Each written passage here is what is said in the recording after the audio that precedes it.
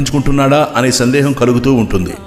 నాకే కాదు, చాలామందికి కష్టాలు వచ్చినప్పుడు భగవంతునిపై నమ్మకం సన్నగిల్లుతూ ఉంటుంది.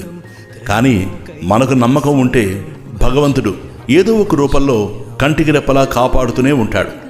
తననే నమ్ముకున్న ప్రహ్లాదుని కాపాడేందుకు ఎన్నో ఆపదల నుంచి రక్షించి స్తంభాన్ని చీల్చుకుని అవతరించిన ఆ కారుణ్యమూర్తి, మొసలికి చిక్కి సర్వస్వ శరణాగతి చేసిన గజేంద్రుని కాపాడిన ఆపద్బాంధవుడు, నిండు కొలువులో ద్రౌపదీదేవిని ఘోర అవమానం నుంచి రక్షించిన దయామయుడు, ఎవరిని మాత్రం రక్షించడు అనుకున్నాను మనసులో. ఆ పెద్దాయన చెప్పిన విషయం ఎంతో ఆనందాన్ని కలిగించింది. 40 ఏళ్లకు ఒకసారి దర్శనమిచ్చే స్వామివారిని మళ్ళీ ఈ జీవితంలో ఇంకోసారి చూస్తానో లేదో తెలియదు. కానీ జీవితంలో మరువులేని అనుభూతిని కలిగించాడు ఆ అతివరదరాజ స్వామి.